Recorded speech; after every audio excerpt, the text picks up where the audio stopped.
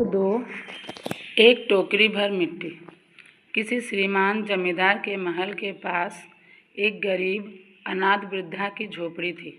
जमींदार साहब को अपने महल का अहाता उस झोपड़ी तक बढ़ाने की इच्छा हुई।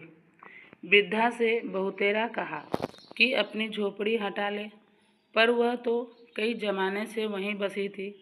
उसका प्रिय पति और इकलौता पुत्र भी उसी झोपड़ी में मर गया था। पतोहू भी एक 5 बरस की कन्या को छोड़कर चल बसी थी।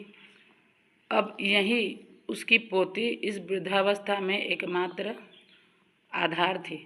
जब उसे अपनी पूर्व स्थिति की याद आ जाती तो मारे दुख के फूट फूट कर रोने लगती थी। और जब से उसने अपने श्रीमान पड़ोसी की इच्छा का हाल सुना, तब से वह मृतप्राय हो गई थी। उस झोपड़ी में उसका ऐसा कुछ मन लग गया था कि बिना मरे वहाँ से वह निकलना ही नहीं चाहती थी। श्रीमान के सब प्रयत्न निष्फल हुए। तब वे अपनी जमींदारी चाल चलने लगे।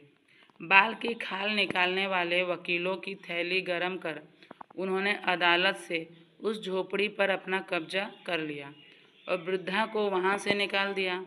बेचारी अनाथ तो थी ही, पास पड़ोस में कहीं जा कर रहने लगी।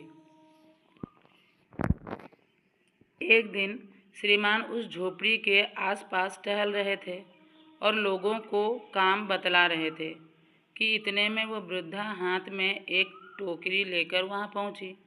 श्रीमान ने उसको देखते ही अपने नौकरों से कहा कि उसे यहाँ से हटा दो, पर वह गिड़गिड़ा कर बोली, महाराज, अब तो झोपड़ी तुम्हारी ही हो गई है, मैं उसे लेने नहीं आई हूँ। महाराज क्षमा करें, तो एक विनती है।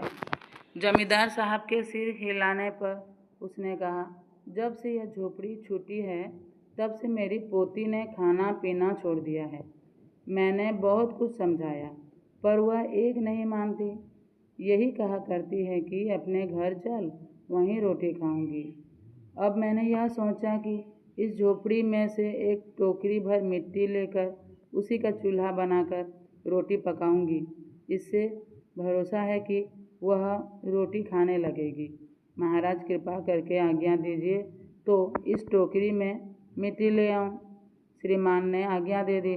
वृद्धा झोपड़ी के भीतर गई। वहां जाते ही उसे पुरानी बातों का स्मरण हुआ और उसकी आंखों में आंसू की धारा बहने लगी। अपने आंतरिक दुख को किसी तरह संभाल कर उसने अपनी टोकरी मिट्टी से भर ली और हाथ से उठाकर बाहर ले आई।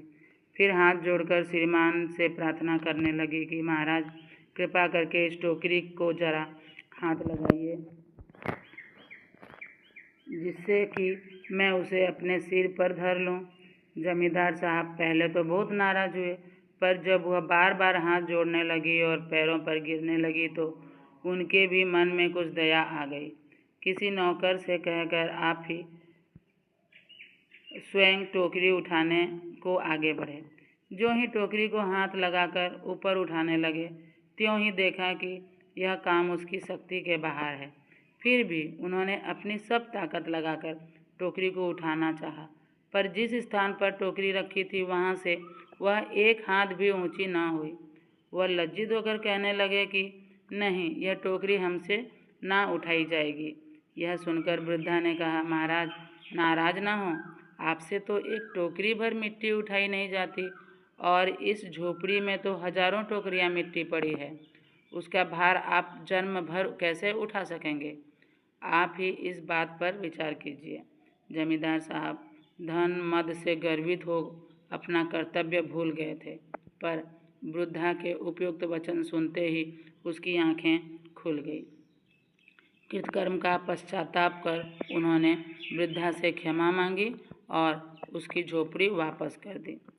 इस कहानी के कहानीकार हैं Madhavrao Sapre. Thanks for watching.